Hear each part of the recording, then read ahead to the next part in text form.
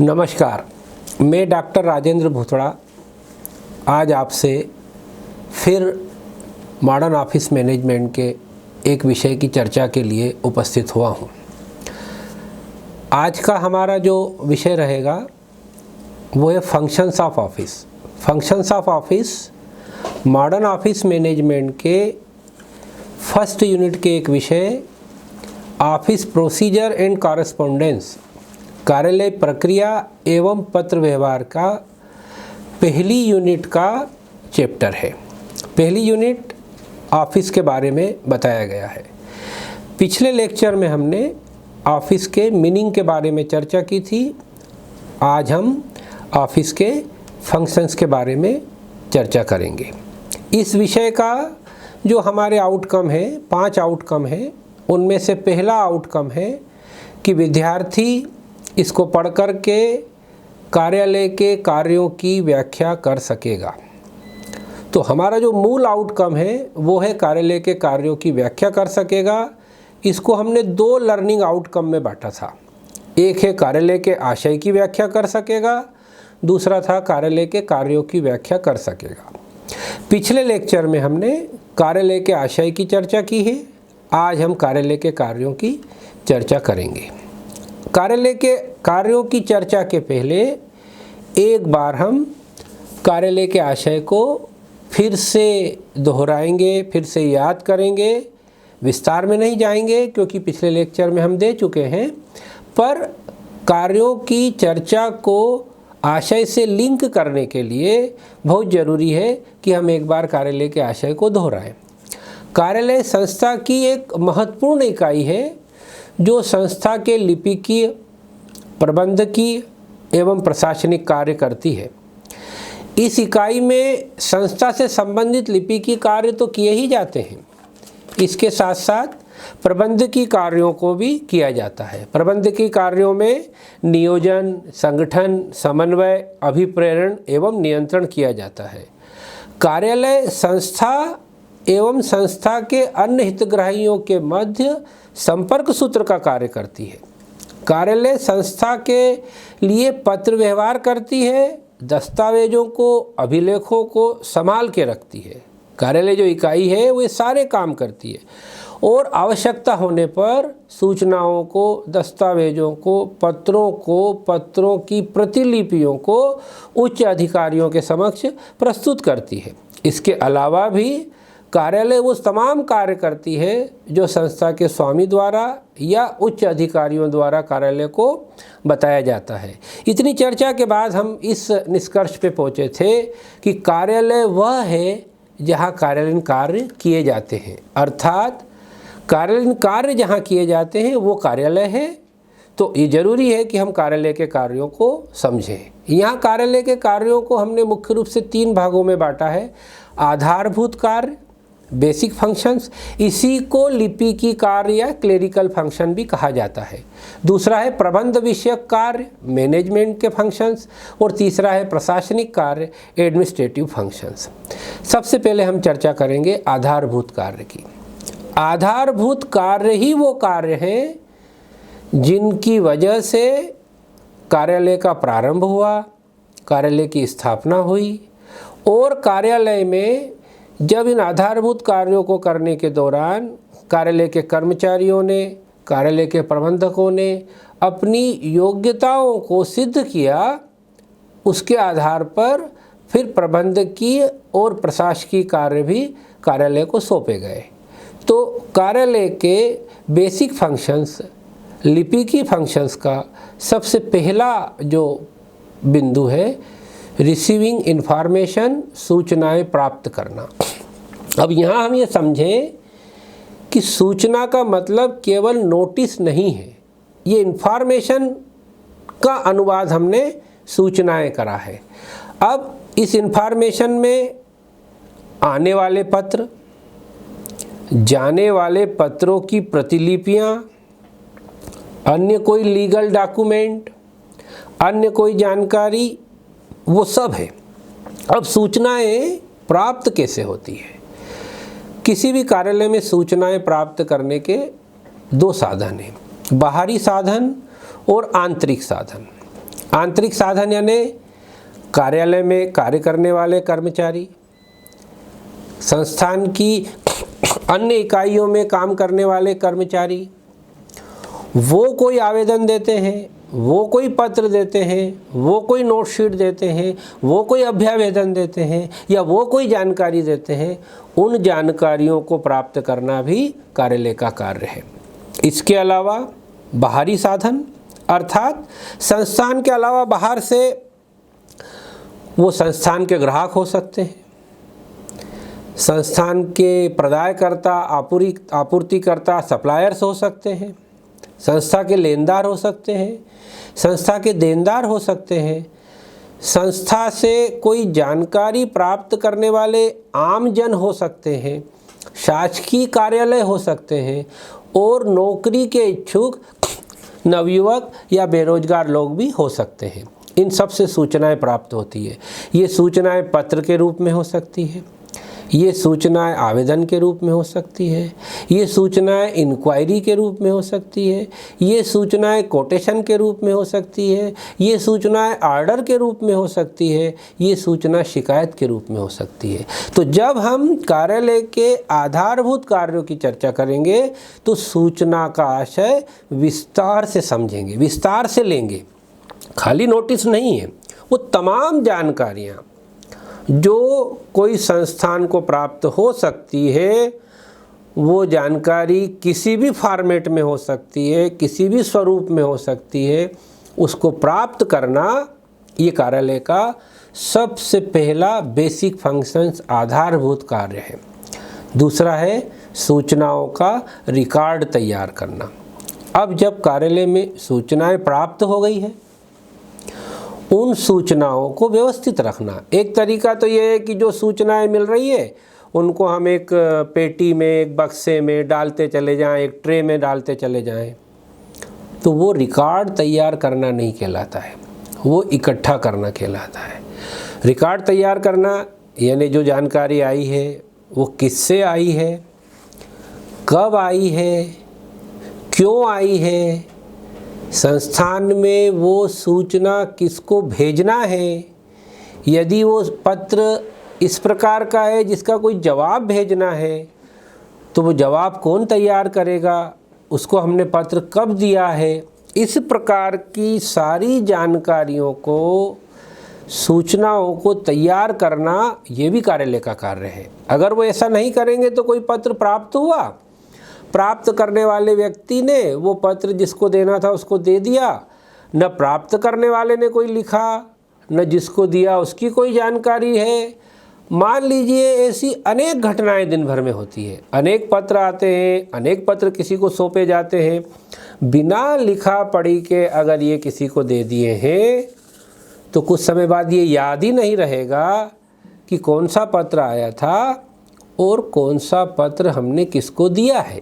तो इसलिए सूचनाएं प्राप्त करना, रिसीविंग इन्फॉर्मेशन, सूचनाओं का रिकॉर्ड तैयार करना, प्रिपेयर रिकॉर्ड ऑफ इन्फॉर्मेशन, ये कार्यालय के आधारभूत कार्यों में गिना जाता है। सूचनाओं को उपयोगी बनाना तथा सुरक्षित रखना, दो काम है ये, एक ही बिंदु में दोनों को लिख दिया गया है। आप चाहें तो इनको अलग अलग भी लिख सकते हैं, अलग अलग भी बता सकते हैं। सूचनाओं को उपयोगी बनाना, मेक द इंफॉर्मेशन यूज़फुल। अब ये से कैसे, हम कह रहे हैं सूचनाएं प्राप्त होती है तो अब वो जिसने जैसी दी है वैसी रहेगी, उसको उपयोगी कैसे बनाएंगे।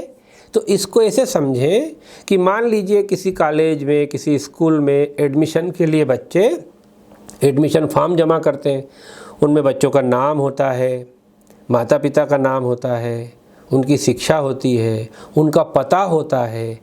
तो ऐसी जानकारी बनाना कि भाई जितने बच्चों ने एडमिशन लिया है उनमें से कौन से भोपाल के या जिस शहर के आप हैं उस शहर के हैं या इस शहर के बाहर के हैं, तो वो तो हर एक फॉर्म में सबका तो लिखा हुआ नहीं है।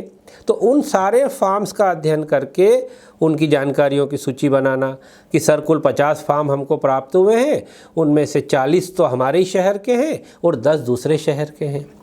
या ये देखना कि इसमें कितनी लड़कियां हैं, कितने लड़के हैं, कितने अनुसूचित जाति के हैं, कितने अनुसूचित जनजाति के हैं, कितने अन्य पिछड़ा वर्ग के हैं या कितने अनारक्षित कैटेगरी के हैं। ये सारी जानकारियां बनाना, इसके आधार पर अन्य निर्णय लेना, ये सब काम करना भी, उपयोगी बनाने का काम भी कार्यालय का है। अब सुरक्षित रखना, सारी जानकारियां आ गई, उसका रिकॉर्ड तैयार कर लिया, उसको उपयोगी बना लिया और लापरवाह से अगर हमने छोड़ दिया है तो वो जल सकती है, गल सकती है, फट सकती है, चोरी हो सकती है, मिक्स हो सकती है, मिसप्लेस हो सकती है। इन सब बातों से भी उन सारे रिकॉर्ड को बचाना, ये भी कार्यालय का काम है। तो इसका सबसे पहला काम है, जो पत्र आया है जिसको सुरक्षित रखना है, उसको फाइल में रखना, अलग अलग फाइलों में रखना। फिर उन फाइलों को अलमारी की ड्रार में, अलमारी में, टेबल की ड्रार में या पेटी में रखना, ताला लगाना, चाबियों की व्यवस्था करना, ये सारे काम करना है। अगर आप इनका अध्ययन नहीं करेंगे तो सीख तो जाएंगे पर दुर्घटना के बाद सीखेंगे।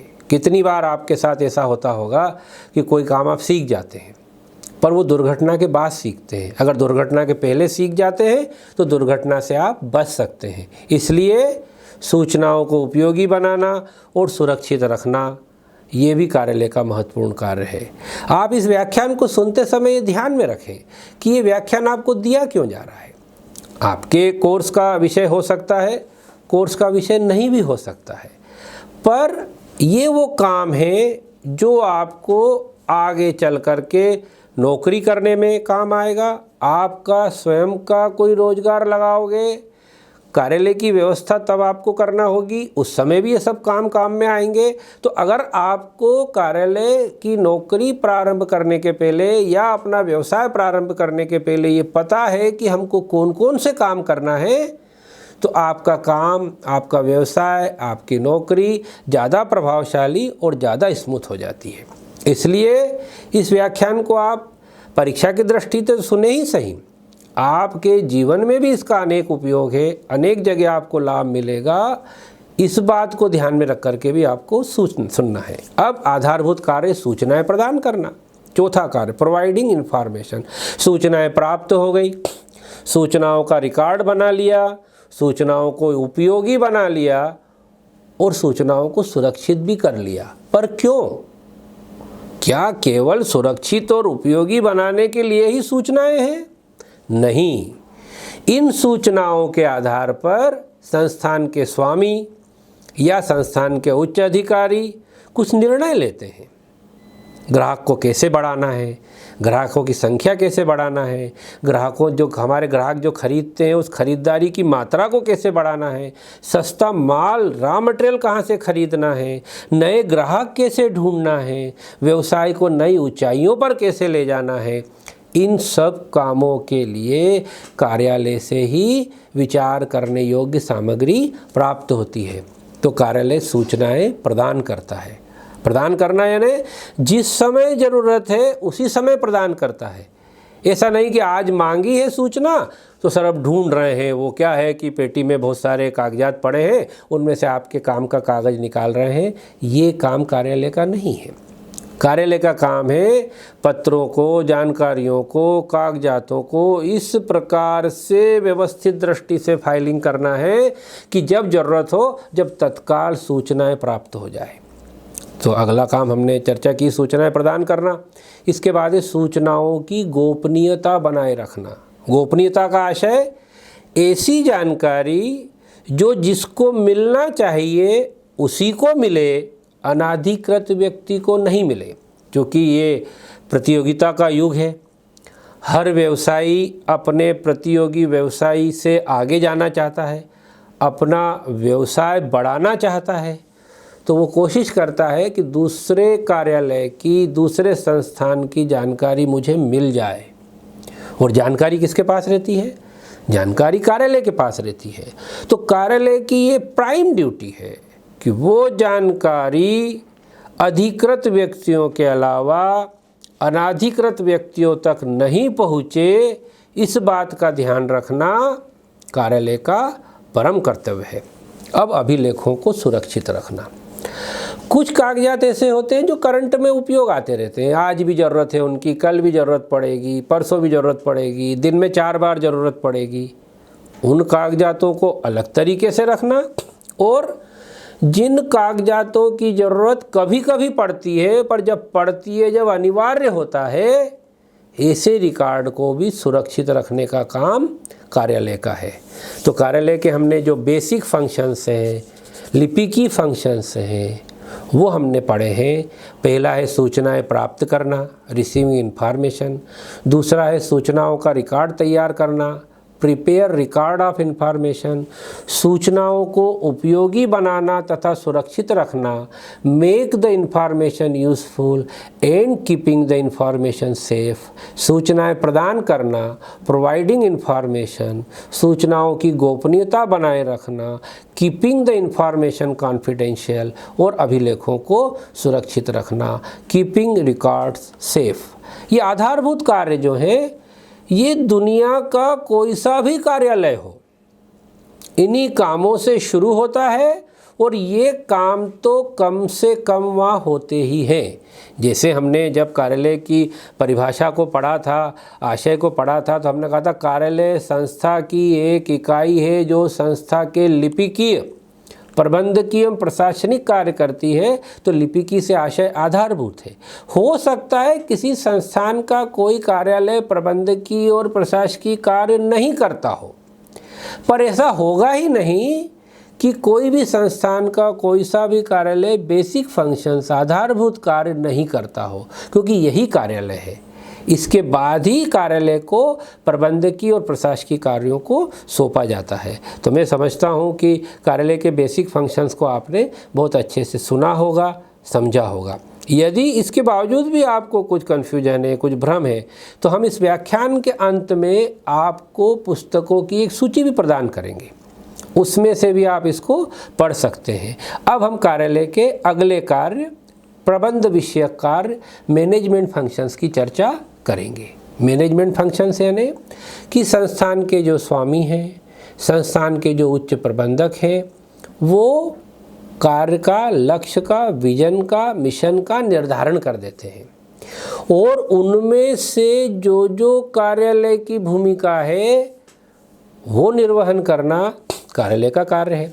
अब कार्यालय को संपूर्ण विजन, परम लक्ष्य, सारे मिशंस में से जो कार्यालयीन कार्य हैं वो सौंप दिए गए हैं। अब उन कार्यों को संपन्न कराना, निश्चित समय में संपन्न कराना, ये कार्यालय का कार्य है। कार्यालय मतलब कार्यालय कर्मचारी, कार्यालय प्रबंधक, कार्यालय का स्थान, ये सारा कुछ मिलकर के कार्यालय है। तो पहला प्रबंधकीय कार्य है नियोजन, प्लानिंग। प्रबंध का पहला ही कार्य नियोजन है। कार्यालयीन कार्य है तो कार्यालयीन कार्य का नियोजन हो जाता है, उत्पादन का है तो उत्पादन कार्य का नियोजन हो जाता है, वित्त है तो वित्त का नियोजन हो जाता है। तो प्रबंध शब्द जहाँ आता है वो नियोजन से ही शुरू होता है। अनेक व्यक्ति तो नियोजन को, प्लानिंग को ही मैनेजमेंट समझते हैं। गलत भी नहीं समझते हैं, क्योंकि मैनेजमेंट शुरुआत ही नियोजन से होती है और मैनेजमेंट का बहुत बड़ा हिस्सा नियोजन ही है। तो कार्यालयीन कार्यों का नियोजन करना, जो उद्देश्य कार्यालय का है, जो कार्यालय का लक्ष्य है, उसको किस प्रकार से किया जाएगा, कब किया जाएगा, कौन करेगा, उसको किस किस चीज़ की मदद लगेगी, कितना समय काम को करने में लगेगा, और काम हो जाने के उपरांत किस स्वरूप में रहेगा, ये सारा निर्णय करने का काम नियोजन का है। तो जो कार्यालय के प्रबंधक हैं या प्रबंधक का कार्य देखते हैं कार्यालय का, वो कार्यालय के मुख्य लिपिक हो सकते हैं, सुप्रिटेंडेंट हो सकते हैं, सीनियर क्लर्क हो सकते हैं। वो कार्यालय के कार्य का नियोजन करते हैं, प्लानिंग करते हैं। फिर कार्यालयीन कार्य का संगठन, ऑर्गेनाइजिंग द ऑफिस वर्क। संगठन यानी काम को करने के लिए जिन जिन संसाधनों की ज़रूरत है, उन संसाधनों के बीच में आपस में क्या संबंध रहेगा, कौन अधिकारी रहेगा, कौन कर्मचारी रहेगा, अधिकारी के क्या अधिकार और कर्तव्य रहेंगे, कर्मचारी के क्या अधिकार और क्या कर्तव्य रहेंगे, कौन कर्मचारी किस अधिकारी से आदेश लेगा, कौन अधिकारी किस कर्मचारी को आदेश देगा, ये सारा स्पष्ट होना चाहिए। वरना पता लगा कि काम करने वाला कर्मचारी तो एक है और आदेश देने वाले अनेक अधिकारी हो जाते हैं। दूसरे अधिकारी को ये नहीं पता है कि पहले वाले अधिकारी ने इस कर्मचारी को क्या आदेश दे रखा है, वो भी अपना काम लाद देता है, तीसरा भी लाद देता है, चौथा भी लाद देता है, और चूँकि सब अधिकारी हैं, कर्मचारी कुछ बोलता नहीं है, सारे काम गड्ढमड्ढ हो जाते हैं और अंततः कार्यालय और संस्थान का नुकसान हो जाता है। तो व्यवस्थित संगठन करना, व्यवस्थित रूप से ऑर्गेनाइज करना कार्यालय के कामों को, ये भी कार्यालय का काम है। इसी के साथ साथ कार्यालय संस्थान के कार्यों का नियोजन करने का काम भी करेगा, संस्थान के कार्यों को संगठित करने का काम भी करेगा। तीसरा जो प्रबंधकीय कार्य है वो स्टाफिंग यानी कर्मचारियों की व्यवस्था करना। प्लानिंग हो गया, संगठन हो गया कि भाई ये इतने लोग लगेंगे, ये अधिकारी रहेगा, ये कर्मचारी रहेगा। अब यदि आपके पास काम करने वाले व्यक्ति नहीं हैं या योग्य व्यक्ति नहीं है, तो फिर आपको स्टाफिंग करना पड़ती है, कर्मचारियों की भर्ती करना पड़ती है, कर्मचारियों का चयन करना पड़ता है। इसके लिए आपको जिनको आपको चयन करना है उनकी शैक्षणिक योग्यता क्या होगी, उनका अनुभव क्या होगा, उनकी उम्र क्या होगी, उनको कौन कौन सी स्किल आना चाहिए, इस सब के बारे में पहले से तय करना होता है। तो स्टाफिंग का काम भी कार्यालय का है। अब कार्यालय का संचालन करना, देखिए नियोजन हो गया, संगठन हो गया, कर्मचारियों की भर्ती भी हो गई। अब उन लोगों से काम लेना है, उनको डायरेक्शन प्रदान करना है, उनको गाइडेंस देना है, ये काम भी कार्यालय का है। चूँकि कार्यालय इन कार्यों को निरंतर करता है, किस प्रकार से निर्देश देना है, किस प्रकार से, छोटी सी बात है कि अगर आप कार्यालय का जो उच्च अधिकारी है उसने कार्यालय प्रारंभ होने के पहले ये तय ही नहीं किया है कि आज मैं किसको क्या काम बताऊंगा, किसको क्या काम बताऊंगा, तो कार्यालय खुलने के बाद आधे एक घंटे तक तो अव्यवस्था ही रहेगी। फिर अधिकारी बोलेंगे अरे भाई आप वो काम कर लो, आप वो काम कर लो, आप वो काम कर लो। यदि यह सब कुछ ठीक है तो फिर कार्यालय प्रबंधक का काम रहेगा ये देखने का कि भाई सब लोग ठीक से काम कर रहे हैं कि नहीं। काम करते करते अगर किसी को कोई दिक्कत है तो उसको गाइडेंस भी देगा। तो जो मैनेजमेंट के फंक्शन है उसमें डायरेक्शन और गाइडेंस भी कार्यालय का एक प्रमुख कार्य है। अब प्रभावी संप्रेषण व्यवस्था, इफेक्टिव कम्युनिकेशन सिस्टम, अर्थात जितने लोग कार्यालय में काम कर रहे हैं उन लोगों के बीच में सारे कार्यालयीन जो मैसेज हैं, जो संदेश हैं, वो विधिवत एक दूसरे तक पहुंच जाएं।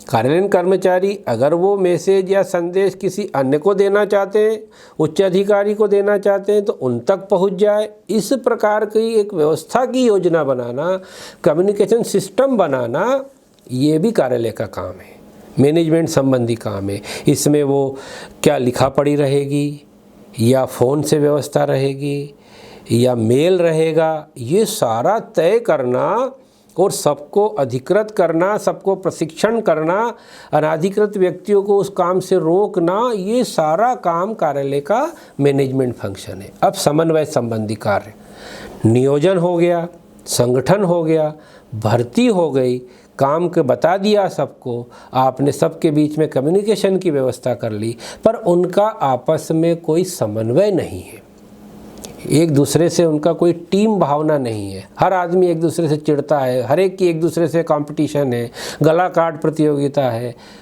तो कार्यालय कितना ही बड़ा हो, कितना ही अच्छा बिल्डिंग हो, कितना ही अच्छा फर्नीचर हो, कितना ही अच्छा मैनेजर हो, अगर टीम में आपस में समन्वय नहीं है तो वो कार्यालय सफल नहीं हो सकता है। तो समन्वय भी कार्यालय का एक प्रमुख कार्य है। अभिप्रेरणा, मोटिवेशन, सब कुछ हो गया है, पर लोगों को काम करने की प्रेरणा देने का काम भी कार्यालय का है। ये कार्यालय का प्रमुख प्रबंध विषयक कार्य रहेगा ये भी, कि कर्मचारियों को, कार्यालय के कर्मचारियों को मोटिवेट करना और संस्थान के कर्मचारी भी अपने काम के प्रति मोटिवेट हो, ऐसी योजना बना करके यदि अन्य इकाई के प्रबंधक कोई सलाह मांगते हैं तो उनको सलाह देना। अब कार्यालयीन कार्य का नियंत्रण, मैनेजमेंट फंक्शन, मैनेज का मतलब ही नियंत्रण है।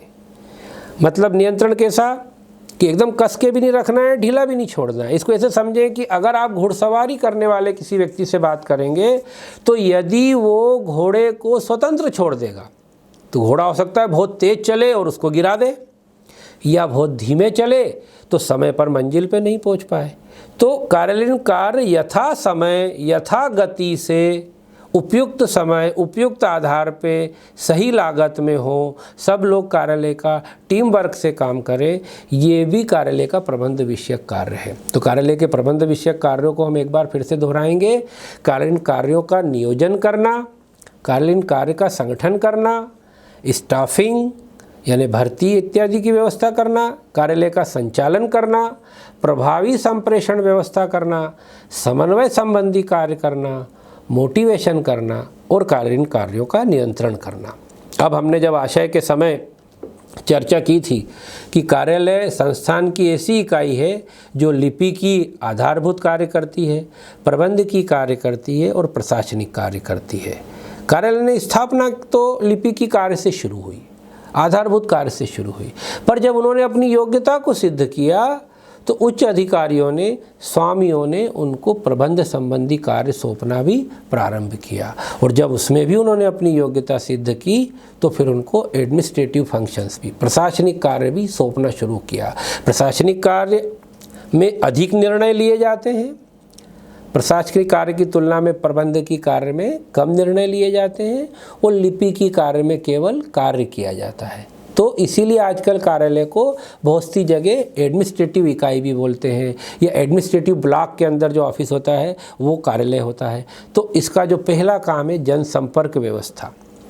कार्यालय कोई भी संस्थान है तो या तो गुड्स या सर्विस, कुछ ना कुछ प्रोडक्ट करता है।